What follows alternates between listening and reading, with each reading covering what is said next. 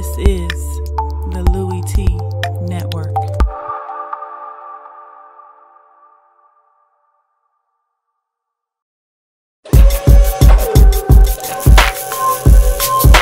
Louie T Live. Who else could it be but me, your man, Louie T? Welcome to the series finale of Winners and Losers. I, of course, am your host, Louie T. Thank you for joining me on this program. I'm really disappointed because I was looking forward to doing this live and chopping it up with you guys. And, you know, I'm a man of the people, and I was looking forward to doing this one last time and really having fun with it. And I don't know what the hell's going on. I'm not going to sit here and sugarcoat it. I'm not going to lie to you. I've been sitting in front of this computer for the last hour and a half thinking I was going live. Had my wine ready.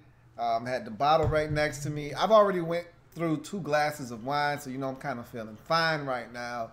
And it was going to be a great show. It's still going to be great, but not the same feel because it's not live. And I'm not going to be able to chop it up with you guys and get the comments and the immediate reaction after it's done. But nonetheless, leave your comments in the comment section. I'd love to hear from you guys because it's been a fabulous season. It's been so much fun week after week after week doing this with you guys. And again, I'm an extremely competitive guy, and this served as a means to kind of get those competitive juices flowing.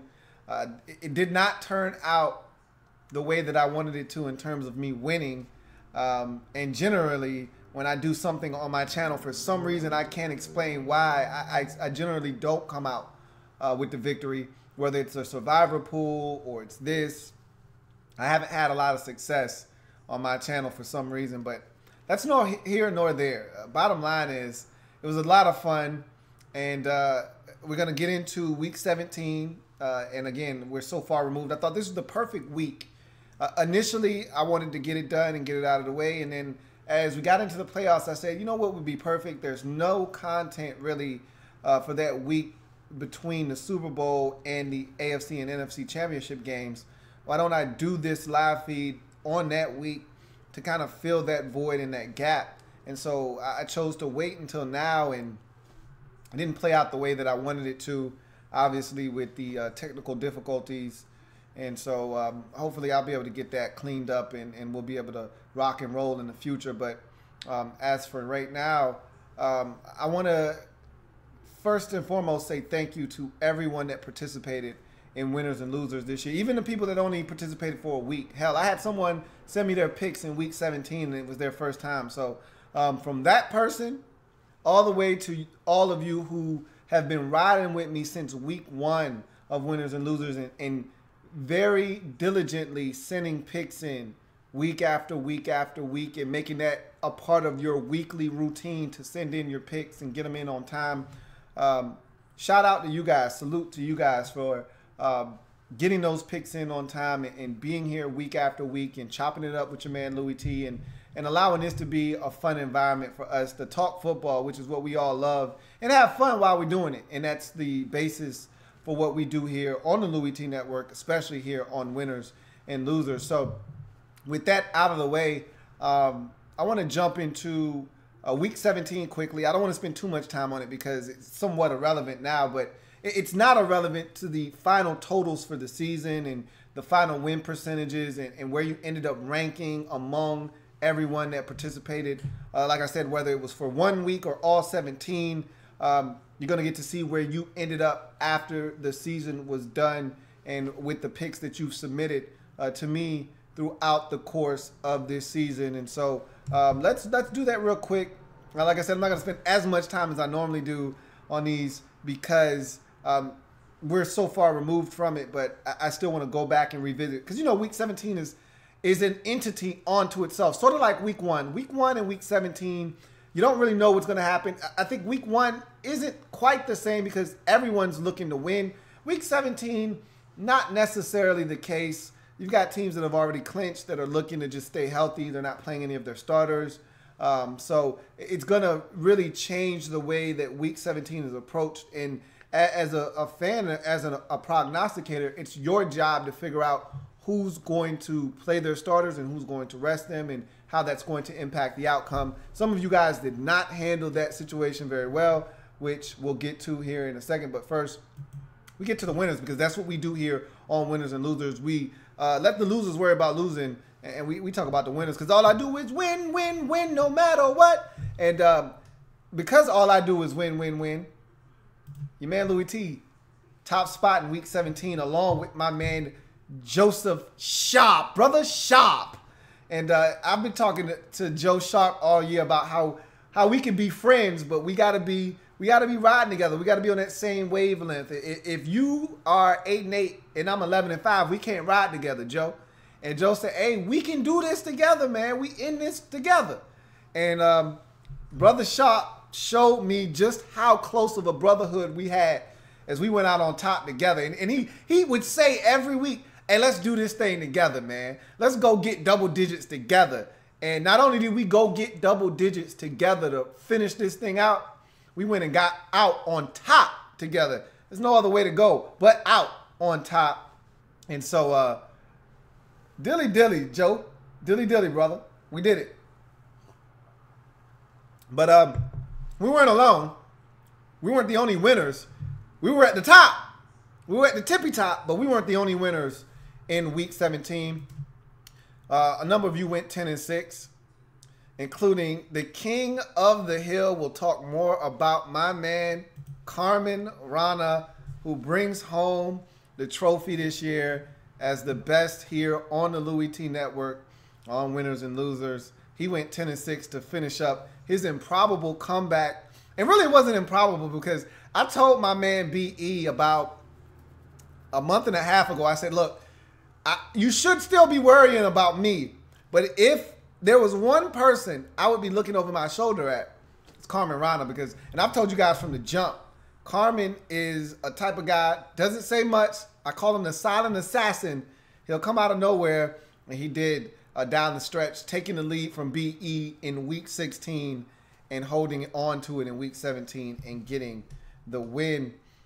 Travis B., who came in midseason, there were a number of guys, MJ Mayer, Travis B., J. Cam Man, a number of others, but those are the ones that stick out to me that all came midseason and religiously sent me picks from the point that they joined all the way through. And Travis B., among the group, was outstanding.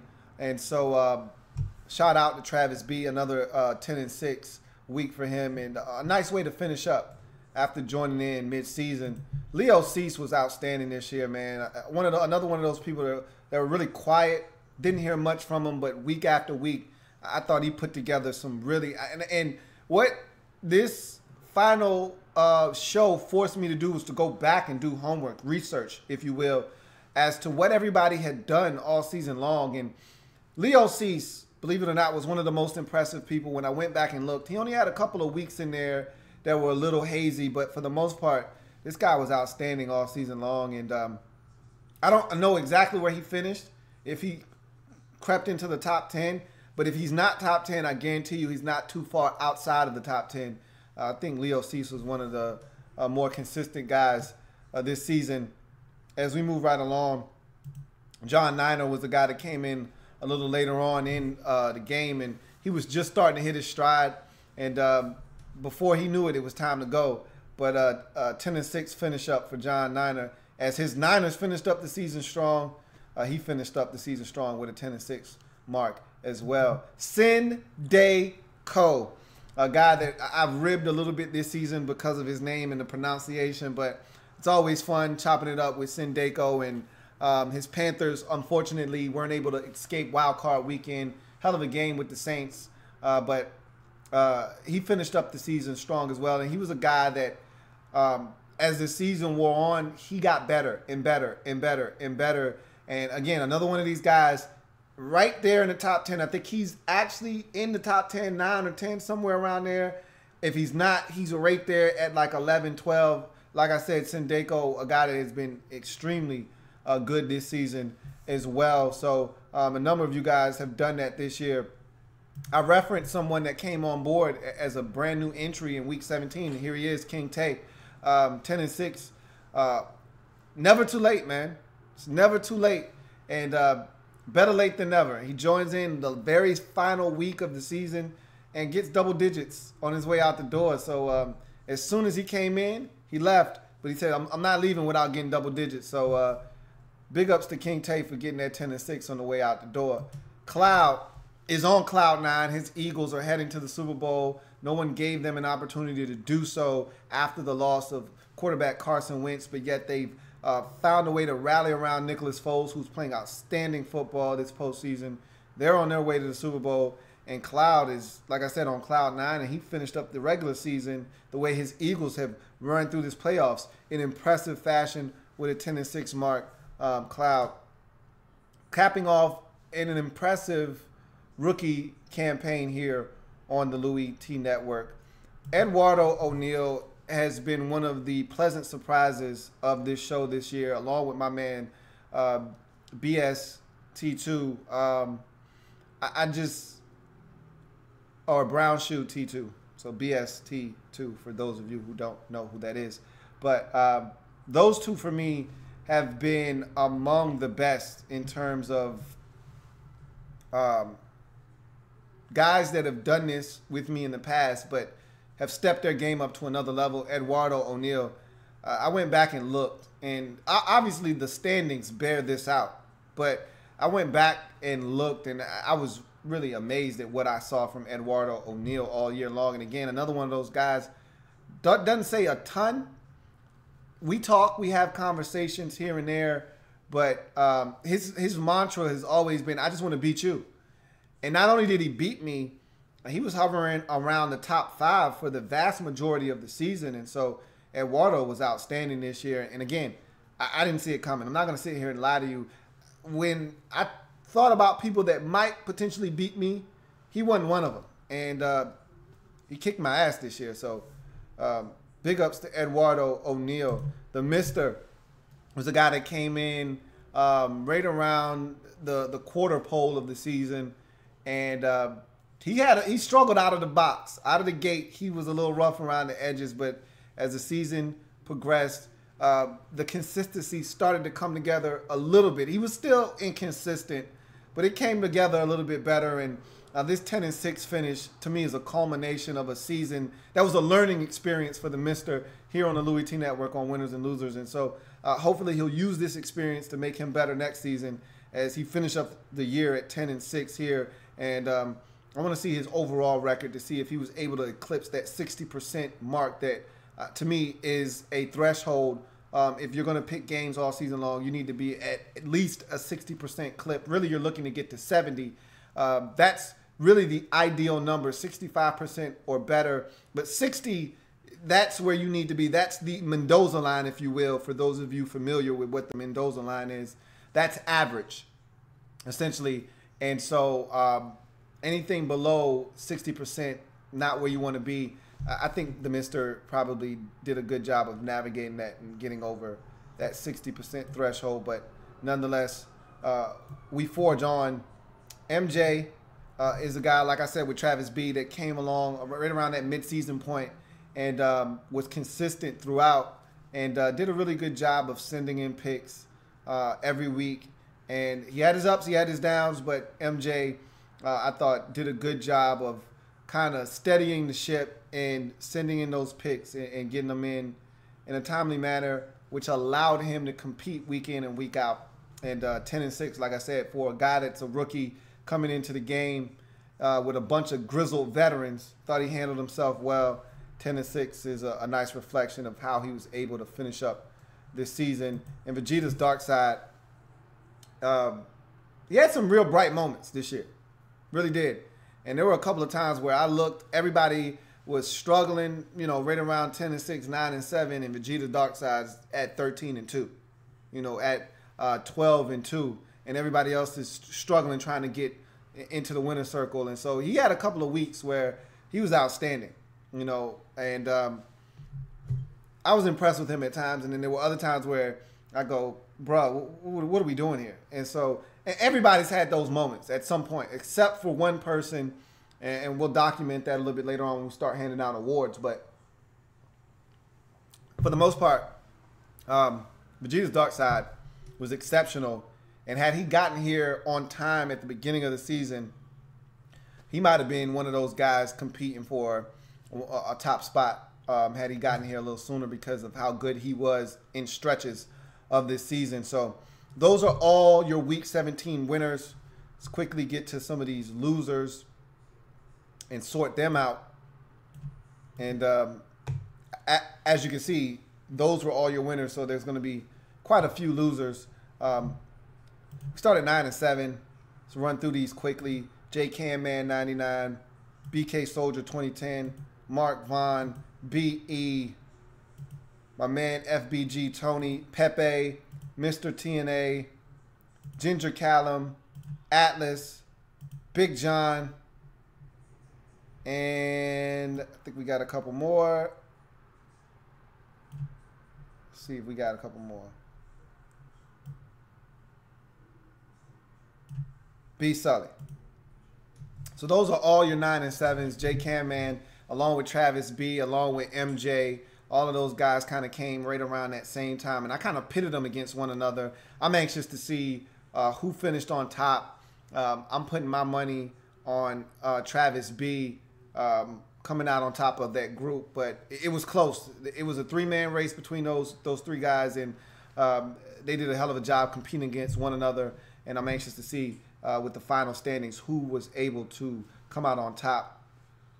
Mark Vaughn started out a little rough, but he got his act together, and he started to put together a string of good weeks as we got towards the end of the season. Unfortunately, wasn't able to come out on top with a win in Week 17. Just fell short at 9 and 7. My man Tones, it was a rough season for Tones. Hawk, Tones, myself, it wasn't our best work. I'm not going to lie, but for Tones and Hawk, in particular, it wasn't their best work. Tones wasn't as bad as Hawk. My man Hawk had it rough this season, and we'll talk a little bit more about Hawk as we get to him and his picks and his record this week, or for Week 17. But my man Tones in particular, we used to ride together, man. Every week, you know, we was locked arm in arm. Like, I look over and I know I got Tones right here by my side, and whether I'm going 10 and 6, 11 and 5, or 12 and 4, Tones is right there, step for step. And there'd be weeks where I'd be looking up, I'd be 9 and 7, and Tones is 11 and 5. That wasn't the case this year, man. Tones struggled this year, man. This wasn't a typical Tones season, but in any event, 9 and 7 to me pretty much epitomizes what he's been this season. He's been good. He's been bad. At the end of the day, he's been pretty much average. And 9 and 7, 8 and 8, give or take, is pretty average. And Tones, he to me, changed the name, and the game didn't remain the same. And like I told him before, man, I don't know where they went at, but I just want to bring the good times back. And that's all I'm looking to do. And if you out there, Tones, if you watching this, bro, I don't know where it's at. I just want to bring the good times back, man. 9 and 7 to finish up. That's not what I'm used to, man. So I just, next year, I just want to bring the good times back, man. I don't know where they at. I just want to bring them back. So TNA showed up late, but he was fashionably late. You know, TNA came in declaring that, look, I want to be the best. And the first week he came in, it was a week where most people struggled, and he went like 12 and 3. And I'm looking at him like, bruh, that was exceptional. He's like, man, I can be better. He was never better than that first week when he jumped on the scene, and he was like 12 and 3, 12 and 4, 11 and 3 when everybody else was struggling. And he's like, I can be better. He was never better than that. It actually went downhill from there with him. And to me, 9 and 7 is the perfect way for him to finish up a season that he got here late, and it was a little disappointing after he got here, to say the least. And he knows he can do better. I'm not telling him anything that he doesn't already know. But in any event, Atlas went through the full gamut of emotions on this show this season, from, hey, I'm just trying to live. I'm just trying to survive, to, damn, I hit the lowest of the low at 3 and 11. Remember, he changed his name from DW2 Elite Atlas to 3-11 Atlas because it was so bad and we gave him such a hard time with that 3-11 mark. Then he started to play. Then he started to come along and he was better. Then he started to go down again, and he said, "Man, maybe I need to change my name again." And he changed it to just Atlas. No luck though for Atlas. It was a rough season, but a learning experience. I'm hoping nonetheless. And another one of these guys that was a rookie. I'm hoping that Atlas uses this rookie season as a reference point for him to get better, because it was rough this season for Atlas, as 9-7, and him having, I told you he's got permanent residence in Losersville anyway. He's at home at 9-7 to finish up the season. BK Soldier 2010, he actually was outstanding this season. I'm actually surprised that he finished up the year at 9-7, because all year long he's been in the winner's circle. Like he's not a resident of Losersville. He lives in the winner's circle. So he's just visiting, probably somebody that he knows over here in Losersville, maybe Atlas or someone else of that ilk that he's visiting. But in any event, he's been outstanding this year. I'm not going to kill BK Soldier for finishing up 9-7 in week 17 when he's been outstanding and one of the better prognosticators on this program all season long. So a rough finish for BK Soldier, but just like his Jags, he exceeded expectations this year.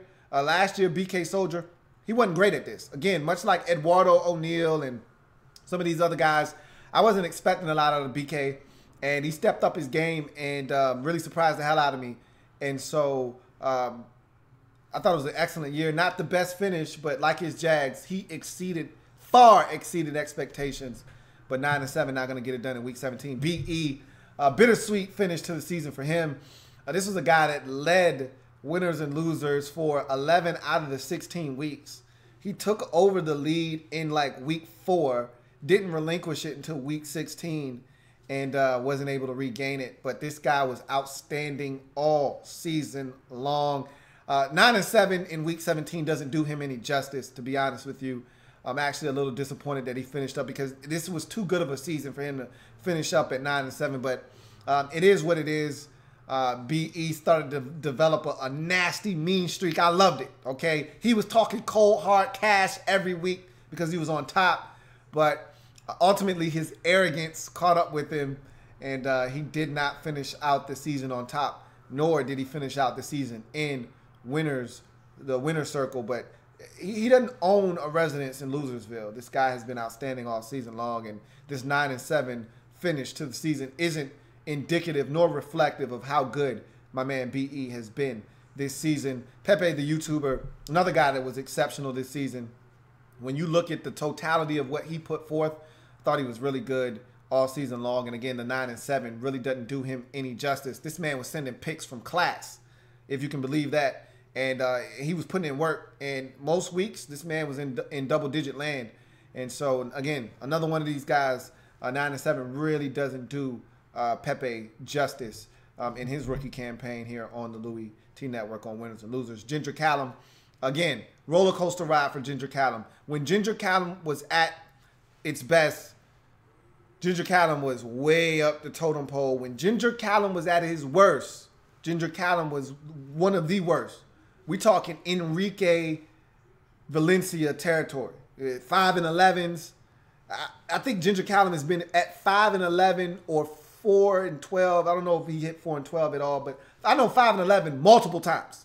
But when he's been really good, I've seen 13-3, 14-2 from Ginger Callum. So the discrepancy is long, it's wide, but when it was all said and done, the numbers, they were pretty sweet for Ginger Callum on as a whole this season. And so another person that I'm kind of disappointed that they finished up the season at 9-7, because it's not reflective. It's not a true reflection of what Ginger Callum has done. Even though there has been some great discrepancies in some of these weeks, the overall finish for the season for Ginger Callum was actually exceptional.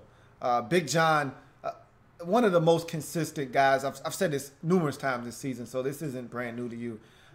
Big John is not only sent me picks every week, but he was one of those guys when everybody else was 8-8, 7-9, 6-10 on one of those just hideous weeks. Big John was 9-7 or 10-6. When everybody was struggling just to get to 8-8, Big John was at 9-7, 10-6. There were weeks where everyone was struggling at 9-7, 8-8, or barely made it to 10-6. Big John is 12-4. So Big John always was consistent. Even the weeks where you like, okay, everyone should be at 11. Big John is probably either at 10, 9, 10, or 11. But he generally didn't go too far off of that path. And so, like I said, all season long, he was one of the most consistent. And this 9-7 kind of speaks to that. Like, he generally was around 9 wins all season long. Every single week, you're going to get him at 9 or better for the most part. There were 1 or 2 weeks in there. There weren't many where he dropped below the Mendoza line. I can recall 1 for sure. But other than that, he pretty much was 9 or better all season long. So this 9 doesn't surprise me. But again, another guy that not really indicative of how good he was this season.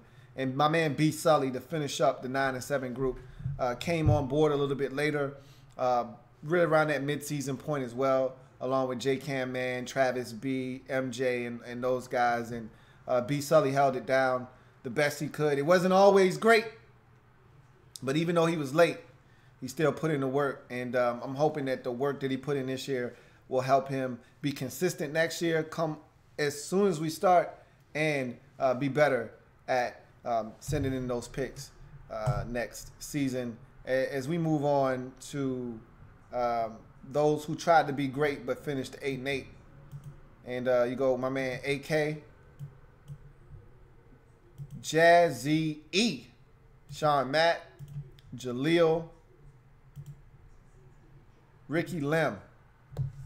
Finished up at 8-8 in week 17. My man AK, this was a different year for AK because AK started out on top. If you remember, he was one of the first guys to grab the crown this season. AK started out of the blocks with a nice little burst out the gates.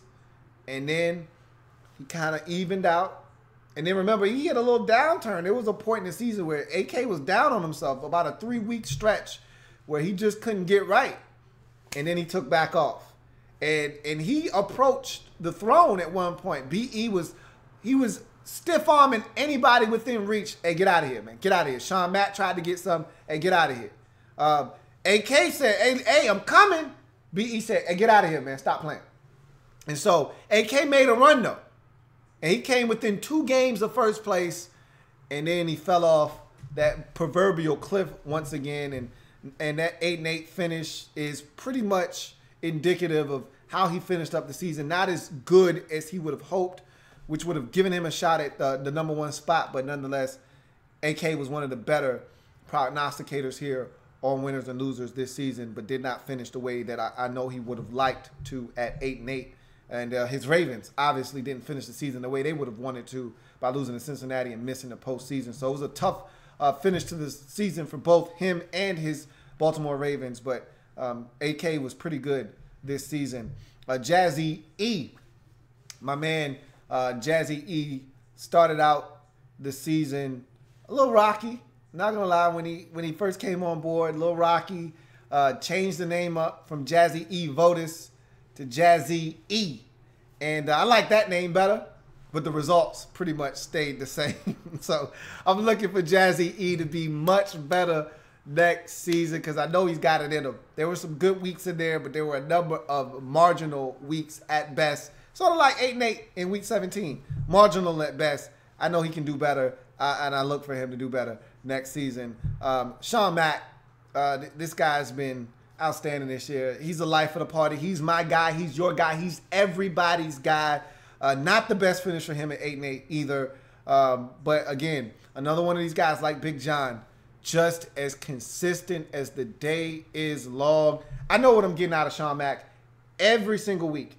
It's 8-8 or better. It's 8 to 9 or better every week. The man doesn't drop into the Mendoza line. And so I know what I'm getting from Sean Mack. It's not going to be great most weeks. It's not going to be great. But it's going to be good. And he's going to hit for average. He's a contact hitter. He's not striking out. He's not hitting a bunch of home runs. He's going to put the ball in play. You're going to have to make a play because he's not striking out. And so I can respect that. Not hitting for power, hitting for average. Sean Mack was outstanding this season, but this 8-8 finish, I know it's not what he wanted, but Week 17 can be a little tricky. I threw him a curve. He made contact, but it was a weak dribbler down third baseline, and he's out. Jaleel.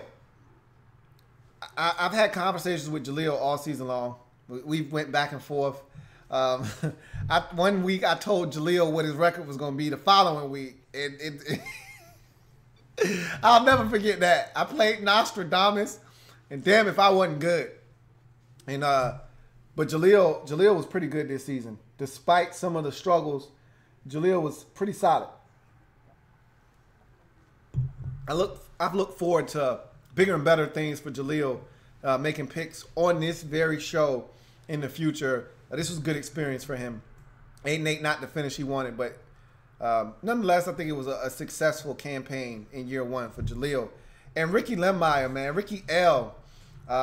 Ricky was good, man. Like, Ricky's got one of the highest percentages of anybody picking games. Ricky was actually pretty solid this year, and his Eagles, damn good. And Ricky, like I said, much like I said with Cloud, Ricky's on Cloud 9 right now. His boys getting it done, going to the Super Bowl, and looking forward to seeing how that turns out. But in any event, not the finish Rick was looking for, but Rick's been putting in work this season. So I can respect what Rick's done and what he's put up on the board this season.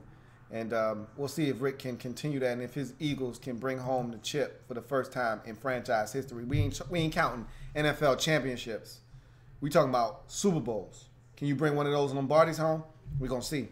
But we go to 7-9, and my man Hawk was the only 7-9er, and it's been a rough year for Hawk, man. Hawk! Hawk! Hawk! Been a rough year for Hawk, man. Like I talked about my man FBG Tony, and how he changed his name, and he said, look, man, the spirit remains the same. It's all the same, man. And he said, Protect's spirit, Protect 428 spirit lives on, and it's still in me, bruh. I didn't feel that energy from FBG Tony this year. I didn't feel the energy from Hawk either, man. Hawk was in a dark place this year in terms of making picks. I tried to reach down and grab him because that's my guy. Yeah, me and Hawk go way back, and I tried to reach down in the foxhole and pull Hawk up, and he couldn't get right this year, man. He couldn't get right, and there were a couple of times where Hawk was down and out. He made a couple of nice runs and put some good weeks together, strung a couple of nice weeks together in the middle of the season, but it was a struggle for Hawk this year, man. Not what I'm used to from him, because on most weeks, either Hawk is right there with me or he's better than me.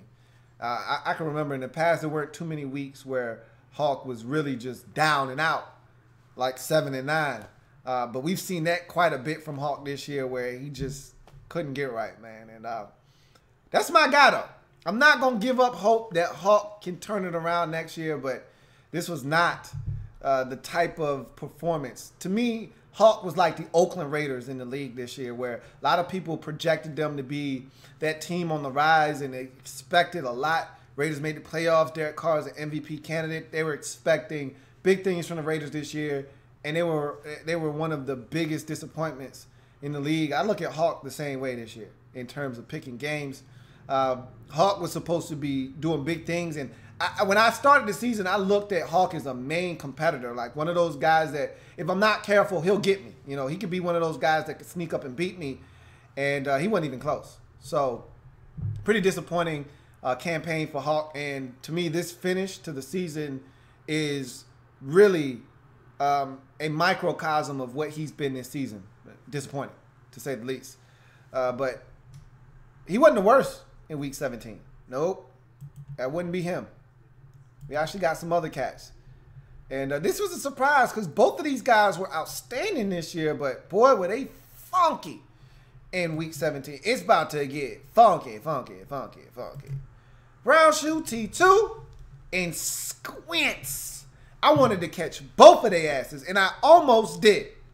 This little mishap in Week 17 almost caused, if I was better and I was funky down the stretch, I took some chances on the Browns and some of these other teams, the Colts, and they kicked my ass and they came back to bite me. Had I just went status quo, A couple of times down the stretch, I'd have caught both of their asses with this stinking ass 6-10 finish. I went 11-5. I was 5 games, but I made up 5. You know how hard it is to make up 5 games in 1 week? You know how hard it is to make up 5 games of ground, period. That's usually 3-4 weeks worth of work to make up 5 whole games. I made up 5 games on these guys because they were so bad in week number 17. And it still wasn't enough. That's how good they were. That's how bad I was this season. Still wasn't enough to catch either one of them. Almost caught BST2's ass, though. Only fell short of him by 1 game. Really pissed off because I thought I caught him. When I saw how bad he did, I said, I'm coming for your ass. Just missed him. But Squints was so good. Squints was, he might have dropped down a spot or 2, but we're talking top 5 good. Squints has been outstanding this year. This was a disappointing finish to his season. Neither one of these guys, 6-10 finish, should tarnish what they've done this year.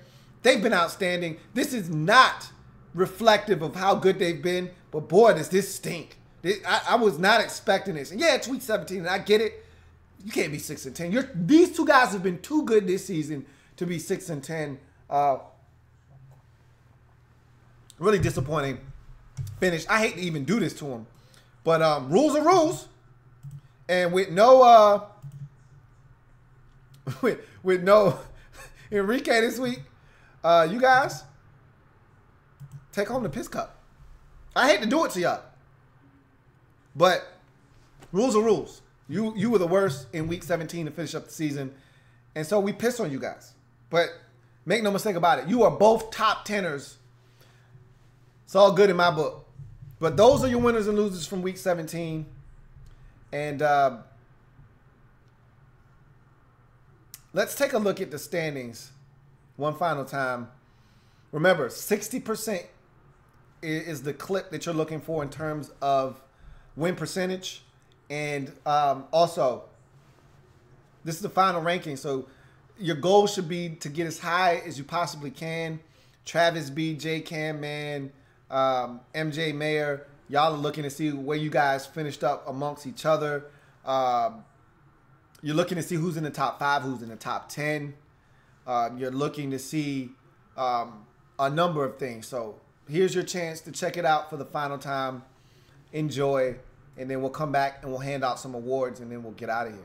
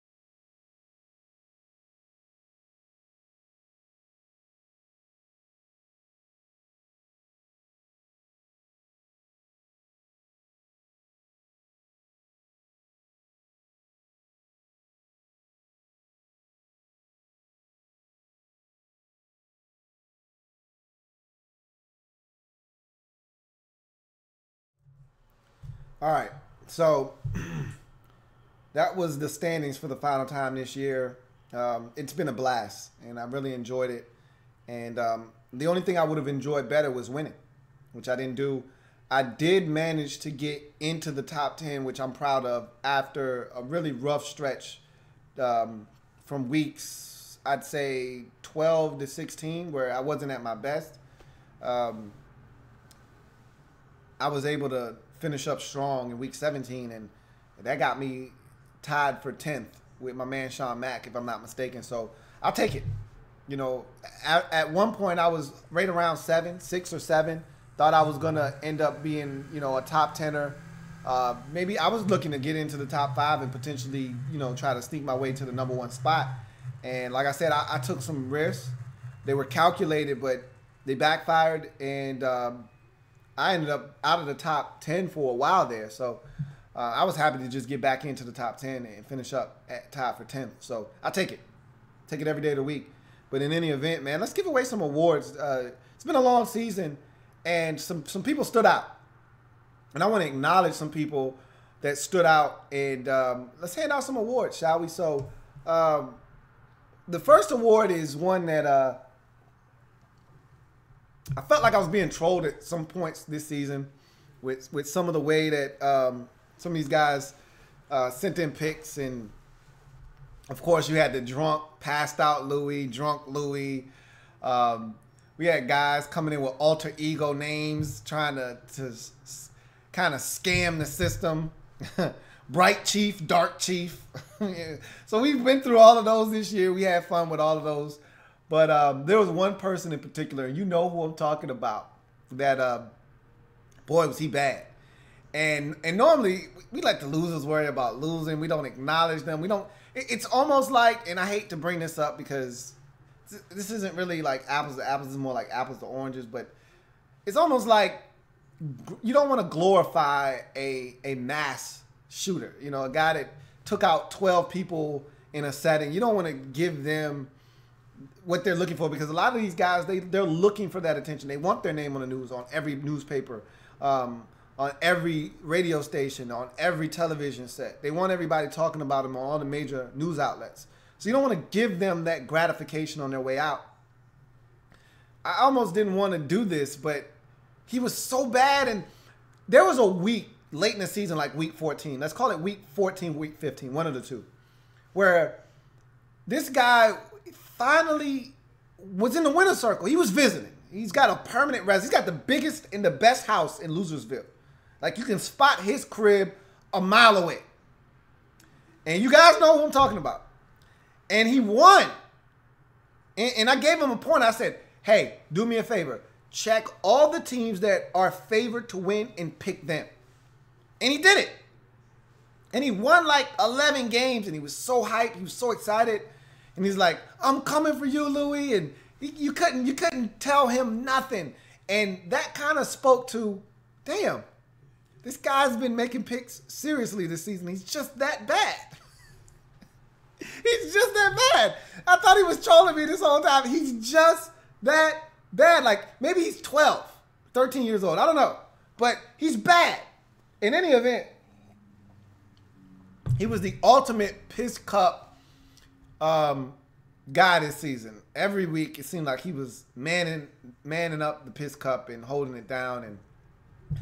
And we got to do this one more time.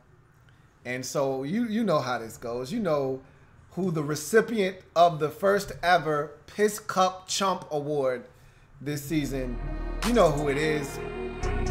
None other than Enrique Iglesias. Bailamos. Let the rhythm take you over. Bailamos. Te quiero. Amo mío. Bailamos. Dance, Enrique. Dance. Piss Cup Chump Enrique Valencia. Nobody was worse this season than him on a consistent basis. And because of that, we have to acknowledge his terrible picks this season. Piss Cup Chump Award given to Enrique Iglesias, a.k.a. Enrique Valencia. We digress. So we got more awards to hand out. And this next award is one that I was really excited about. And I talked about this earlier, how there were a couple of guys that stood out for me this year. And they've been with me in the past. They've made picks in the past. So I knew what they were about, or at least I thought I did. And I wasn't expecting a lot from them. I'm not going to be I'm going to be honest with you. I'm not going to lie to you. I wasn't expecting a lot from these guys. And Brown Shoe T2, from early on, I could tell this was different. You know, the first couple of weeks when he was making good picks, even he was surprised. He would hit me up, was like, yo, I started out really good this year. This is crazy. Even he couldn't believe it. I was like, it'll pass. It's a phase. He'll drop back to the pack, and then he'll suffer the same fate that he does normally, which is he'll start submarining. He'll go down in flames with his Bengals, and he'll continue to make the same mistakes. And he didn't do that this year. He realized his team wasn't good. He jumped off the ship after it took him a while, but he jumped off. Usually he doesn't ever jump off, and he was just good this year. But there were a number of guys. Him, Eduardo O'Neal. I thought he was outstanding this year. I thought he surprised the hell out of me too, because his thing was, I just want to beat you. And I was like, you're not going to beat me though. And not only did he beat me, he kicked my ass. And so he was outstanding. There were a number of guys that just really surprised me. But of that group, man, there was one in particular that stood out that was just phenomenal this year. I think he finished in the top 5, if not top 5, definitely top 7. He was outstanding, and to me, he deserves the most improved prognosticator award, otherwise known as the MIP. None other than Eduardo O'Neal, man. This guy was outstanding this season, and like I said, he kicked my ass. I didn't expect it, and every week I look up, and I was waiting for the slippage. I was waiting for Eduardo to drop the ball so I could scoop and score. And it just never happened. I was waiting, just like Blake Bortles in the playoffs, I was waiting for that errant throw, that pick. It never came. I was waiting for Eduardo O'Neal to show himself, to reveal the real Eduardo. He said, this is the real Eduardo. The light bulb has come on. I figured it out. And he was great this season. And I got to give him credit, man. Eduardo O'Neal, most improved prognosticator this season. Congratulations, my man. You were outstanding for sure in a big-time comeback season. And just of note, my man BST2, he was the runner-up in this category. He was outstanding this season and deserves recognition for how good he was this year. But Eduardo was the best of guys that have done this in the past. He was the best this season and the most improved. As we move on to the next category, I dubbed it Mr. Consistency. And there were a number of guys that were really consistent. When I actually went back in the books and I looked, there were a number of people who were really consistent this season. More consistent than I thought that I have given them credit for. And there were 2 in particular that stood out. My man Sean Mack, my man Big John, 6'4", 5'8". They were tremendous this year, and both of those guys were outstanding and just being consistent. Just like I said, beating up the stat sheet, if you will. If this was basketball, they weren't going to ever score 37, but they were getting you 20 and 10. They were getting you 18 and 12 every night, double-double, double-double, double-double, just consistent. You knew what you were getting every single night. You know, if we were using a baseball analogy, they're hitting for average. You're going to have guys like Carmen Rana come in, 2 home run game, 5 RBIs. He may strike out 2 times in the next game and not reach base. Meanwhile, Sean Mack, 2 hits today, another hit tomorrow, 3 for 4 the day after that, 2 for 4, 2 for 3, 3 walks and 1 for 1 the next day after that. Just consistent. You know what you're getting every single day, every plate appearance. It's a job to try to get this man out. He's going to put the ball in play. If he doesn't draw a walk, he's going to make you work. That was Sean Mack. That was Big John. But of the 2 of those guys, one stood out and achieved something that nobody else did, which separated him, which got him the honor of Mr. Consistency. And so let's go ahead and hand that award out right now. Mr. Consistency for winners and losers this year is none other than my brother from another mother, Sean Mack. Sean Mack was the only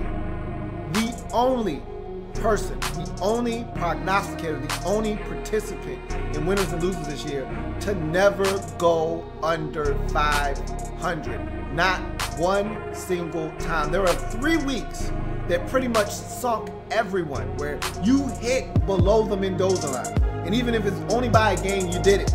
Sean Mack was the only one that either hit 8-8 or better all season long. And for that, that's consistency, folks. There were a couple of weeks where I looked and everybody struggled.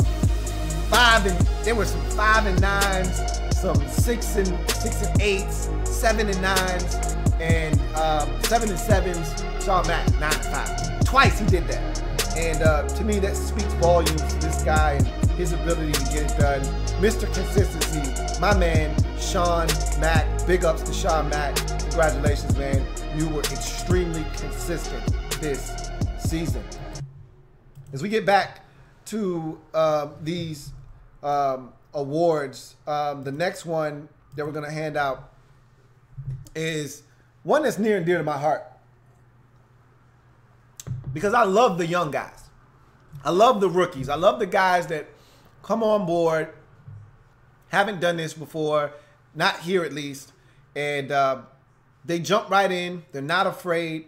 The moment's not too big, and they light it up. And there were a couple of guys this year that came on board, and this is the Rookie of the Year award. They just came on board, hit the ground running, and never looked back. And they didn't pick games like rookies. And maybe they've done this outside of here, but again, I don't care what you've done elsewhere.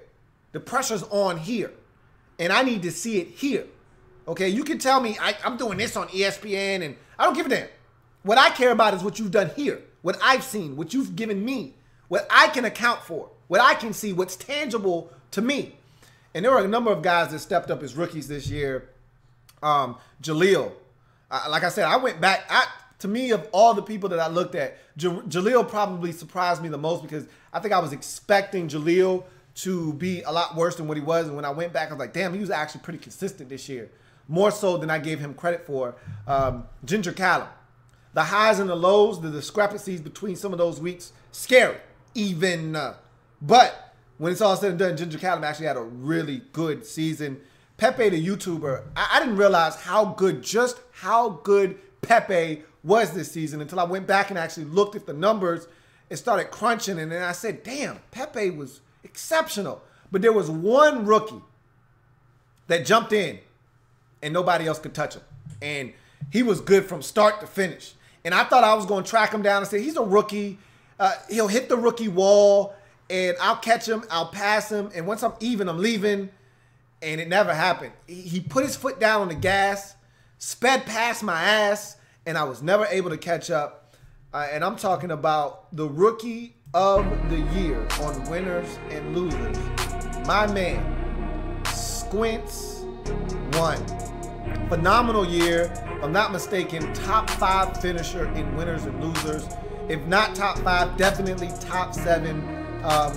He was remarkable. Even with the 6-10 finish in week 17, you're talking about a guy that was in the top 7 for sure. Squints was outstanding this year. And if not for that bad finish, he probably would have finished top 3, most likely. He was so good this year. And as a rookie, that's rare on this program. And all I can do is salute, man. All I can say is, hell of a job. Job well done, Brooke. And I'm looking forward to you next year, putting in your picks. And again, start to finish. This guy was start to finish. And I really don't have any more words for you other than, damn, you were good this season. And that respect. It is not given, it is earned. You got my respect, Squints. You got my respect. Now we get into the big boy awards here on Winners and Losers. And next, we're giving out the MVP award. And this is the most valuable prognosticator award. And wow, there are a lot of candidates. You know, obviously BE dominated the league for the vast majority of the season. Carmen Rana, ultimately your king of the hill, you know, your champ. So obviously those two right there, right off the bat. But there were other guys that were right in the mix. Like I told you, Andrew Kim made a hard charge. I think he might have finished in the top 3, if not top 3, top 5 for sure. There are a number of guys that could stake their claim, put their flag in the ground as a candidate for MVP, most valuable prognosticator here on Winners and Losers. But when it's all said and done, there was one guy that I looked at and I said, how can you deny this guy? You know, he was tremendous all season long. And it may not have worked out in his favor at the end, but when you dominate the way that he dominated this season, again, this man was on top for like 11 weeks this season. What more can I say? Not much more to say other than the MVP of Winners and Losers this season is none other than my guy, Brian Emerson, a.k.a. B.E. He was outstanding this year, man. B.E. You know what I equate him being the MVP of Winners and Losers to? Last year in the National Football League, Matt Ryan was the MVP. He was outstanding. But ultimately, he didn't win the Super Bowl. Got his team there, played well for 3.5 quarters, and then everything kind of unraveled. They lose the game in excruciating fashion, similar to what happened to B.E. He was literally the man for the vast majority of the year, and then Carmen Rana came and took it from him right at the end. But you can't deny how great B.E. was this season, and he never quit on his team, the Cardinals, even though they weren't good this year. He kept picking them, and he still managed to win a ton of games and be one of the best. And so for that, B.E., Brian Emerson, your MVP of Winners and Losers. Now we're going to give out our final award here on Winners and Losers. It's our championship trophy, and we already know who's getting it. This isn't a surprise. It's no suspense here. But I'm not surprised. I'd be lying to you if I said I was surprised, because I told you that this guy was capable of doing this. When I went into this year, there was a short list of guys that I was looking at that I thought could beat me. If I wasn't on my A game, there was a list of about 3 to 5 guys that I thought could beat me. My man Tony, Hawk, Carmen Rana, they were among the guys on that short list. I probably missed 1 or 2 people out there, but those were the ones that I looked at and I said, these are going to be my chief competitors. If I want to win, I've got to be better than these guys, and I've got to be better than them consistently. And of that group, Carmen was the one that scared me the most. If you're asking me who I thought had a chance to be the #1 guy and take the #1 spot, it was Carmen Rana, because of his ability to go 14-2, 15-1, 13-3, and do it multiple times. He's not the consistent guy like say a Sean Mack that's gonna just pound the strike zone with 9 and 7s, 10 and 6s, 11 and 5s, and being that consistent. He's not Greg Maddux, which is what Sean Mack is, Mr. Consistency. He's not Greg Maddux, where he's just gonna beat the strike zone up. Okay. Carmen Rana's got electric stuff. He's throwing 101. He's topping at 101. He's got a nasty split finger. His curveball is damn near untouchable, and he freezes you. You're looking curve. He throws the fastball. You can't catch up because you were looking off speed. He's got electric stuff. When he's off, you can tattoo him, but when he's on, he's unhittable. And Carmen Rana, for me, he's that guy. He's that dude. And he did it so many times this year where he was 14-2. He was 14-1. He was 13-3. He was 13-2. He was 12-4. And it was those accumulation of big weeks that allowed him to surge to the top. He stayed in the shadows lurking. He was never any further back than like 7th. But he stayed within striking distance. And when B.E. would trip, when A.K. would trip, when anybody in front of him, Squints, Brown Shoe T2, anybody would trip, he would put together one of those 13-3, one of those 14-2, one of those 12-4 weeks when everybody else is 9-7, 10-6, 8-8. He put together one of those gym weeks, made up a ton of ground, and before you know it, B.E. was looking over his shoulder, and by the time he looked over his shoulder, it was too late. He was even, and he left him.